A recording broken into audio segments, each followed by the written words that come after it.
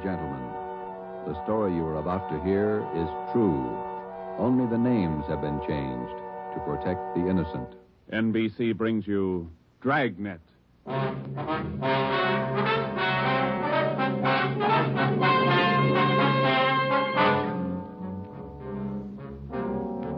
You're a detective sergeant. You've been off duty 2 hours. You receive an emergency call from the chief of detectives. An entire block in the heart of your city is threatened with complete destruction. Your job, report at once. Dragnet, the documented drama of an actual crime, investigated and solved by the men who unrelentingly stand watch on the security of your home, your family, and your life. For the next 30 minutes, in cooperation with the Los Angeles Police Department, you will travel step by step on the side of the law through an actual case from official police files. From beginning to end, from crime to punishment, Dragnet is the story of your police force in action.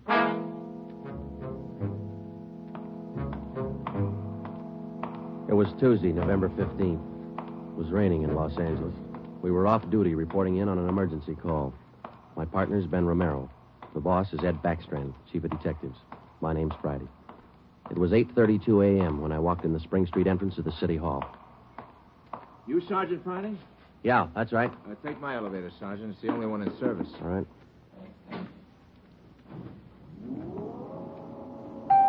I'll run you up to 16. The chief's waiting for you up there. What's the pitch? Only one elevator in service out of 10? The place looks deserted. What's going on? Nobody in the building. All the office people have been sent home. Lots of trouble. Somebody declare a holiday? No joke, Sergeant. Big trouble. All right, you convinced me. What is it? Here we are. 16th floor. Over here, Freddie. Hi, Joe. Hello, Ben. You made good time. Came as soon as I got the call in. Sorry to have to bring you back in. You worked last night, didn't you? Yeah, midnight to 8 this morning. Sorry. Come on. Okay.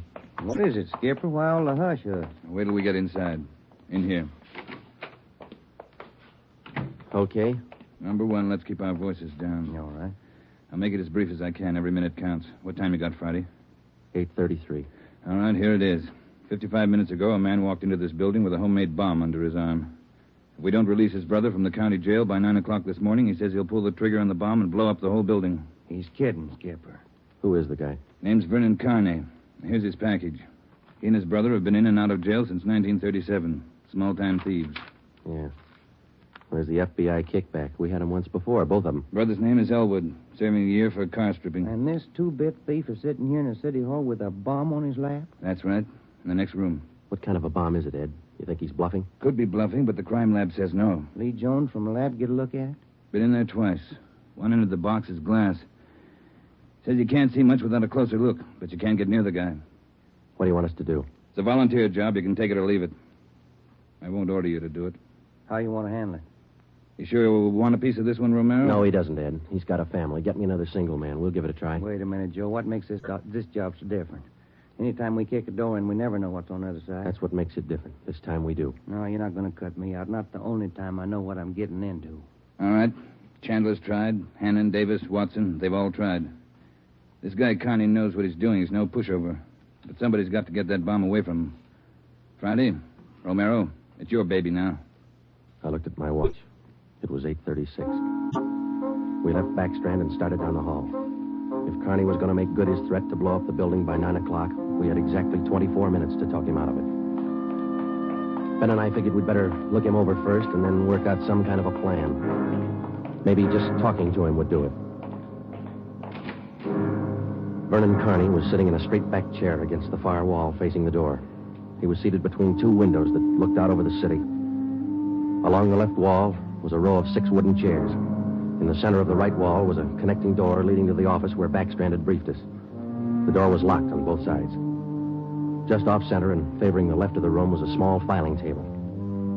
The other furniture in the office was a desk just forward of the connecting door on the right. There was a dictaphone on the desk.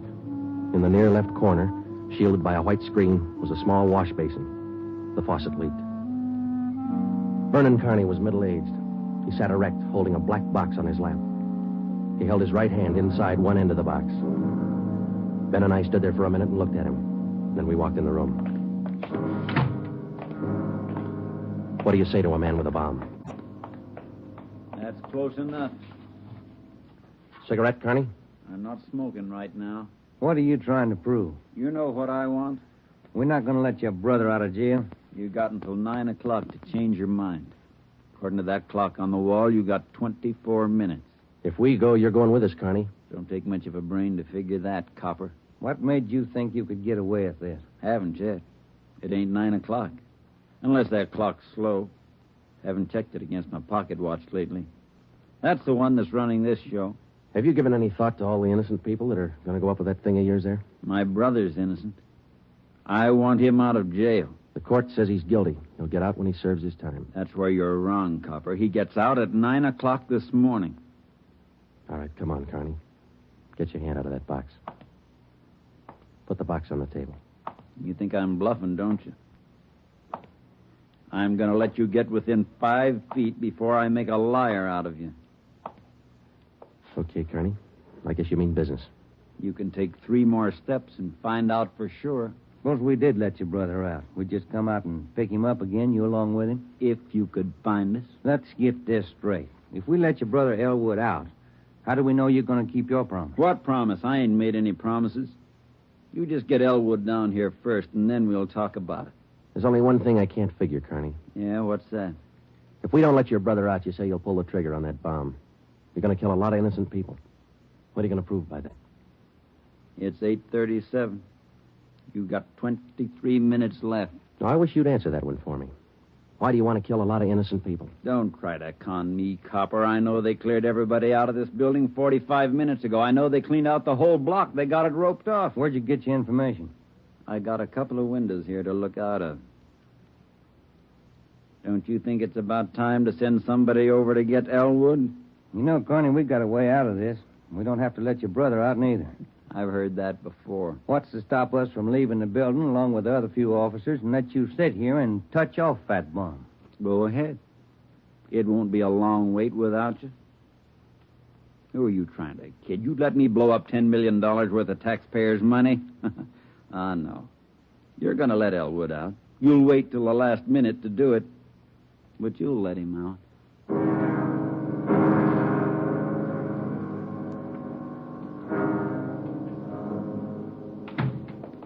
Ed, I'm still not convinced Carney can back up what he says. Then why didn't you take the box away from him? Yeah. We're in a spot, let's face it. How about an eye for an eye, Skipper? What do you mean? If he pulls the trigger on that machine, he kills us. How about us getting him first? All right, Romero. How you going to handle it? Well, I'm not top man on the pistol range, but I could wing him. And then he hands the box to you? Or maybe he falls and his reflex action pulls the trigger. Okay, I don't wing him. I stop him for keeps. You just can't walk in there and shoot him down. Why not? You do the same thing with armed criminals. Yeah, but you warn him first. I'll warn him. Yeah, and after you shoot him, you find out it's a harmless gadget. Couldn't have gone off in a million years. No, a gun's not the answer. We can't shoot him until we're positive. We'll be positive by 9 o'clock, and there might not be anybody around to shoot him. We've located Carney's apartment. There's a detail out there checking it now. Pacelli and Morris. Ed, have you got any ideas at all? Anything we could try? That's why I called you in. None of us have gotten any further than you did just now. There's just one thing I want to know for sure. Yeah, Friday. Is it or isn't it? We all want to know. Either way, we've got to get that box away from him. Backstrand. Yeah. You did? Yeah? No, stay out there till I call you. All right, here's half the answer. That was Pacelli. They found 28 sticks of dynamite in Carney's apartment. We knew Carney wasn't kidding now. We could see into the bomb through that glass window in one end. It looked like dynamite inside, and there was dynamite in Carney's room. We didn't know if he had the nerve to pull the trigger. We didn't know if it would go off when he did. But with only minutes remaining, nobody wanted to take the chance. From here on in, all of us agreed that Vernon Carney sat in the next room, holding in his two hands a force powerful enough to destroy us all. We had to get that box away from him, and to get that box, we had to have a plan. I looked at my watch. It was 8:40. 20 minutes till 9 o'clock. How do we get it away from him? I got an idea. It might work. Let's have it. Carney's sitting against the far wall between two windows. They're both open. Yeah, that's right. All right, if we could get a man through one of those windows, we might get Carney from behind. How are you going to get him? Whoever gets through the window could slug him. What do you do then? Somebody grabs the box. The crime lab can tell us what to do with it. How do we get a man through one of those windows? We're on the 16th floor. Well, there's some kind of a ledge that runs around the building on each story. Wide enough for a man to walk on? Hey, let's take a look. All right. Looks pretty narrow, Joe. That's a good 18 inches. Could be done. No, too risky. It's raining out. That ledge is slippery. Strong wind out there, Joe. Tear a man right off the building. Yeah, I guess you're right. Well, there's still a way. How about a ladder? 16 floors, Skipper. There might be a way. The fire department would know that. I'll get Battalion Chief Erickson. Is Lee Jones in the building? No, he's over in the crime lab. I'll get him up here, too. I don't know, Friday. Maybe it'll work. It's got to, Ed. All right, now look. It's going to take a couple of minutes to set this up. We've got to know what Carney's doing every second of that time. Well, how about the dictaphone in there on the desk? Good. Get it on without him seeing you. We'll try. The dictaphone in there is connected to this one in here. This room is 1614. You got that? Yeah. All right, push down key 1614 on that machine in there and leave it down. Get the receiver off the hook and leave it off. Leave the receiver off. That's right. You know, if it isn't off the hook, we won't be able to hear a thing in here. All right. Come on, Ben. It is Backstrand. Give me Chief Erickson. Where's my brother? Still in his cell? You coppers are long on talk, but short on time. Yeah, we know. I'm telling you. For your own good, you'd better get Elwood over here. Carney, I'll bet if we get your brother on the phone here, he'll tell you he doesn't want any part of this. You mean Elwood don't want out? Since when? Sure he wants out, but not your way. He's only got a year to serve. Why don't you leave him alone? I told him I'd get him out. He didn't think I could do it. But I'm doing it. I'll make you a bet, Carney. Let us get your brother on the phone. He won't walk out of here with you. Get him on the pack. Where you going? The phone's over here. Have to use the dictaphone. We get an okay from the chief. Elwood's still a prisoner. What's the matter with the phone? No operators. You know the building's been cleared. Oh, yeah. That's right. Almost forgot. Okay, you can use the dictaphone. This Friday, Ed. Carney wants to talk to his brother. Yeah, I know you'll have to send somebody over. Have them put the call on extension... wait a minute. What's that extension number, Ben? 2351. 2351, Ed. Right. It'll take a minute. Yeah. I'd kind of like to talk to El. Been a couple of months since I seen him. We've always been together, me and El, most of the time. Joe, let's go in and see if we can hurry that call. Good idea, boy. 16 minutes to 9. Hey, cop. Yeah. Forgot to hang up the dictaphone, didn't you? I put the receiver back on the dictaphone. Ben and I had failed to make good on the first step of the plan. When we got outside the door, we briefed Davis and Watson. They went in to sit with Carney. It would be their job to keep us posted on Carney's movements. The dictaphone was out. We went back into the office next door. Chief Sam Erickson of the fire department and Lieutenant Lee Jones from the crime lab were already there. We told Backstrand what happened. Would have been a help. We haven't got time to cry over it. Carney's wide awake, Skipper. He doesn't miss a thing. Backstrand told us the plan Friday. We can't run a ladder up from the street. Too high, Chief? Best we got is a 100-foot area. You figure 12 foot to the story, that'll take you up 96 feet, 8 floors.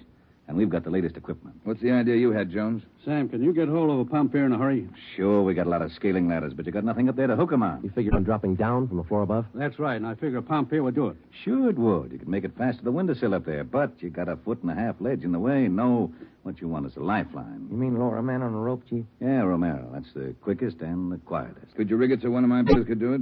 Sure, Ed. What's the risk? None if you work it right. We'll strap on a life belt, give the man heavy leather gloves. 2 of my men will lower him down. Pick your lightest man. What do you think, Lee? That's it. What do we do with the bomb when we get it? I figure that box Connie's holding is about a foot square. Here's what I'll do. I'll get you a bucket with a 1.5 foot mouth. It'll be full of water. Yeah? I'll have it right outside the door to that office. When you get that box, place it in the water. We'll get the bucket out of the building as fast as we can. And once we get the bomb underwater, we're in the clear. And I can't promise you that, but it's the safest way to handle it under the circumstances. All right, that's the procedure. Sam, you take care of your end. Right away. I'll get a detail to give me a hand down on the street. We'll have a car ready to take the bomb to a safe area to decommission it. Work as fast as you can. Come on, Sam. It's our baby, Joe. That's right. Which part of it you want, the rope or the bomb? You call it. Fire Chief Erickson says the lightest man on the rope. That's me, Joe. All right, I'll get the bomb out of the building. Okay, that's the routine. But carry this with you. The man that comes down on that rope has one chance to make good. You slug him and make it count because there's no second try. Yeah. And, Joe, when you grab that box, you got to get it away from Carney before he can squeeze the trigger. Then you got to get it down into the street. The elevator. You know how to operate it? Well, it's pretty simple, but I'll double-check with the operator. Better do it right now. Okay. Ed, we better get Carney's brother on the phone for him. He seemed anxious. Might be a pretty good stall. All right, Romero, that's the outside phone. Get to city jail. All right, Skipper. Get going, Friday. Okay.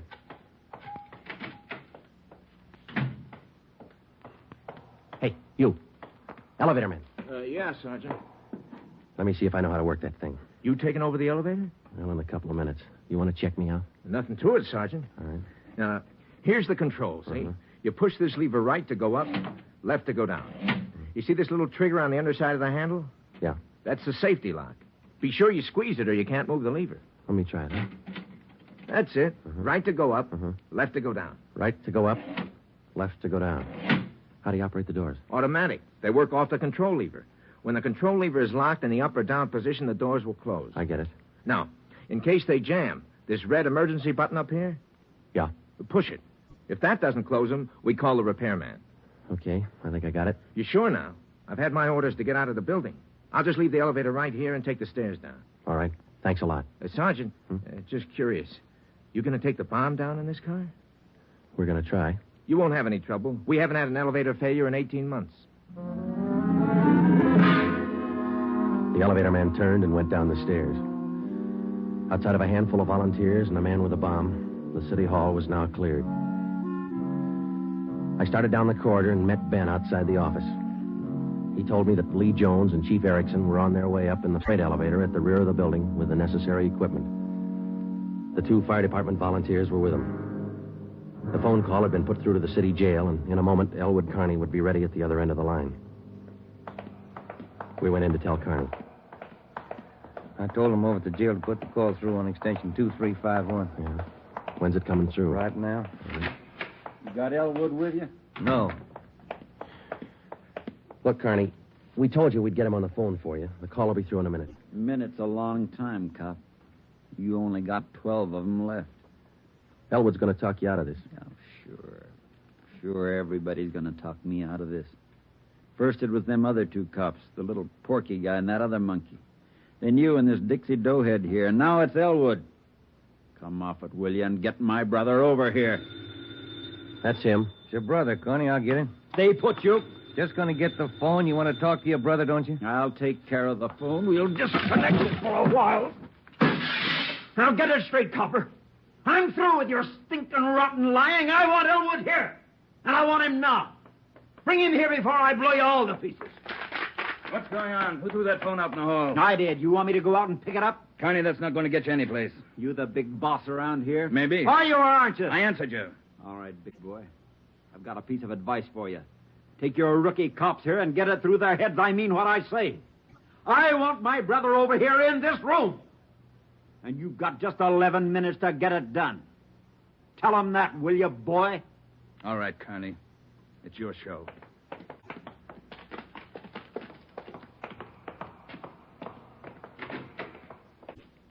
All right, we got to work fast now.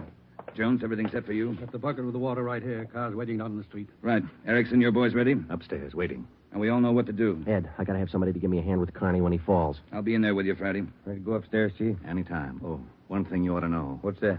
Strong wind coming up. About 20 miles an hour out there right now. That going to louse us up? No, but it's going to increase the sway. Got to allow for it. How you mean? Wind's coming from the south. We'll lower you just to the right of the window. If I figure it correctly, the wind will do the rest. Bigger risk, but we don't control the weather. How you going to do it, Ben? As soon as I get in position, I'll reach in through the window on his right. I'll use the billy. Try to catch him on the right side of his head. One good hit should put him away. Let's make it 2 and be sure, huh? Right. You ready, Chief? Now, let's go. Ben. Yeah? Nothing. I'll be careful. You too, huh? What's the time, Friday? 8:50. Shouldn't take more than a couple of minutes for Romero to get down to that window, unless the wind gives him trouble. Jones, no use you sticking around. I'll give Friday a hand. That's my job. We've got to keep you alive to decommission the bomb. Bum joke. See you downstairs. You ready, Ed? Yeah. Scared, Friday?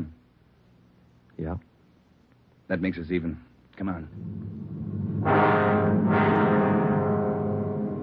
Ed Backstrand and I went into the next room with Vernon Carney. Our job was to keep him occupied until Ben was lowered to the windowsill from the floor above. Ben was going to make a try from the window on Carney's right. Somehow, we had to keep Carney's attention on us and away from that window. If anything went wrong and Carney got out of position, the plan would fail. If Ben was spotted, the plan would fail. If Chief Erickson didn't estimate the force of the wind correctly, the plan would fail. After Ben slugged Carney, my timing had to be perfect. If it wasn't, the plan would fail. I looked at my watch. It was 8 minutes to 9. Carney, anything we can say that'll make you change your mind? I've asked you 100 times. Now I'm ordering you. You're going to get to a phone and have somebody send Elwood over here right now. I'm through waiting. Now move. You ripped out the phone, Carney. Well, find another one. I told you I'm sick of your 2 bits stalling. We've got until 9 o'clock to make up our mind about this. You had until 9. But you wouldn't do what I told you. Now I'm cutting you short.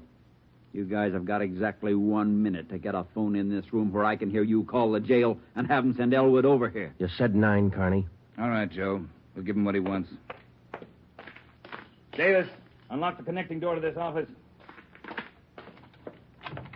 I'll get the phone, Ed. Will the cord reach? Yeah. Your brother's a prisoner. He's in our custody and he's under our protection.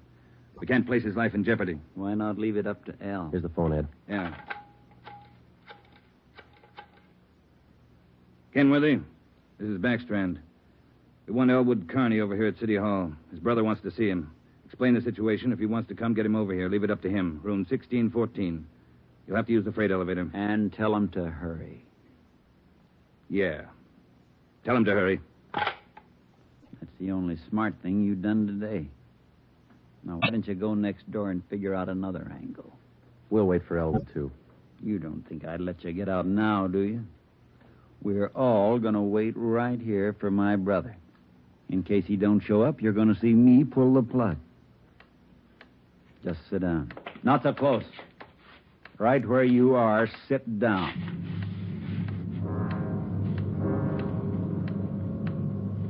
Loud clock, ain't it?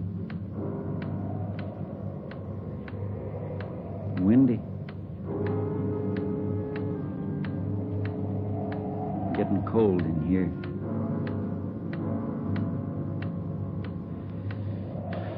Sure a loud clock. Real windy. Maybe I ought to close the windows. Don't want to catch me a cold. Ike, turn on the heat. Stay put, cop. Hey, what's that? What's going on? Just the wind, Shut Carney. up! There's somebody out there. I can see his feet. You stupid cops. Pull him up! Get back there, you! Pull him up! Friday told him to pull him up. Right.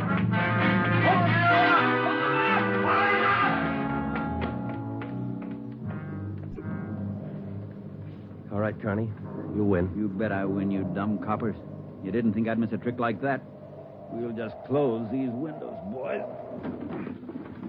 There's one, and lock it. And here's... Here's your brother, Carney. Yeah. Hi, Al. Hi, Vern. You did it. I told you. I told you I'd do it, didn't I? That's far enough for the rest of you. Al, come on over here. You're crazy, Vern. You're crazy. That's what they've been trying to tell me. We're going home, Al. How are you going to do it? There's a million cops outside. People all over town heard about this. They're holding the crowd back. They ain't gonna stop us now, Al. You'll never make it. Either one of you. I got him this far, didn't I? We'll make it. Vern, you think we could do it? Hey, you. Yeah. You're gonna get a car ready for us, a fast one. Have it in front of the building. Move! All right, Friday, do what he tells you. Right. Hold it. Yeah. If you ain't back by 9 o'clock, the deal still holds. I told him I'd pull the pin at 9, Al, if they didn't let you out. You ain't fooling, are you, Vern? Will that gadget really blow? 4 miles high. You know what that means, Al? Yeah, but they won't let you pull it.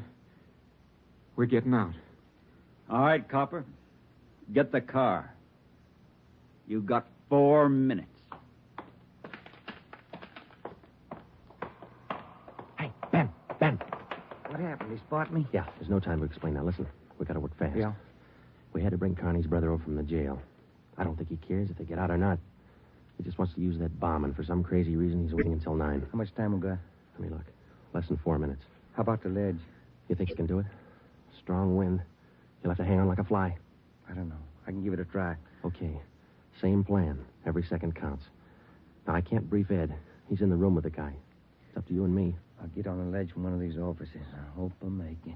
If you don't, we'll know you tried. Hurry. Hey, Ben, wait a minute. Yeah? I forgot. The windows. The one on his right. He locked it. You'll have to crawl around to the one on the left. You got it? Right. Okay. car will be ready in 2 minutes. Out front. Fine. El and I'll just sit here and wait. Gonna be good being back together, huh, El? We always were real good together, Vern. Yeah, that's the way brothers ought to be together all the time. Together. Vern, I'd feel better with a gun. We don't need no gun, El. We got the bomb. We'll need a gun when we get out, when we get on the road. Okay. Take your pick. They all got 'em. Hey, you, give him yours. I'm not carrying a gun. I left it in the other room. A cop without a gun? Who's kidding who? I left it in the other room. Frisk the big boy, El. He's got one. About time for the car, ain't it? 2 minutes to 9. Yeah, this feels like it. Right on his hip. Hey, Vern, look out! Grab him, Joe. I got him. Get the box. Leave that gun alone. I got him, Ben. I gotta get his hand out of it. Run, Joe. Get it in the water. Run!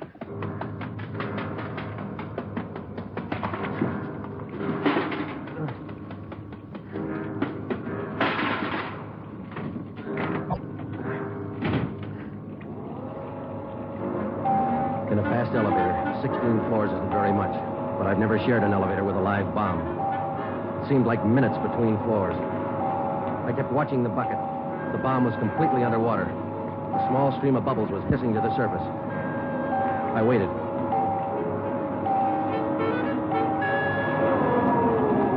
Main floor. I picked up the bucket and ran for the street. I missed the first step. I fell forward. The bucket spun out of my hand. I sprawled flat on the sidewalk. I waited for the explosion.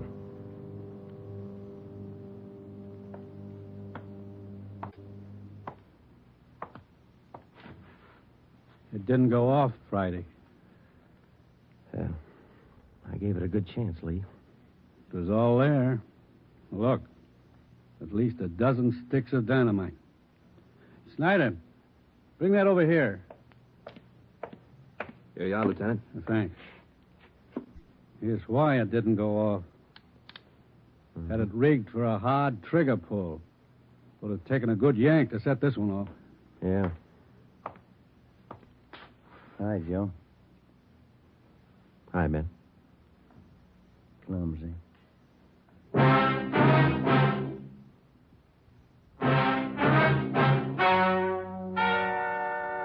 The story you have just heard is true. Only the names were changed to protect the innocent. Vernon Carney was examined by 5 different psychiatrists appointed by the Superior Court and was found to be incompetent. He is now confined in a state mental institution for the criminally insane. Elwood Carney is now serving the balance of his sentence with no time off for good behavior. You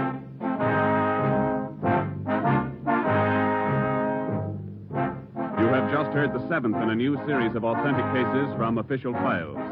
Technical advice for Dragnet is furnished by the Los Angeles Police Department.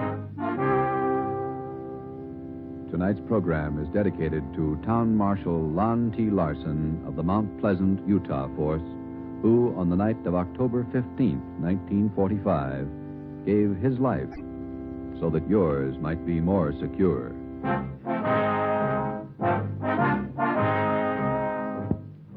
Dragnet came to you from Los Angeles. This is NBC, the national broadcasting company.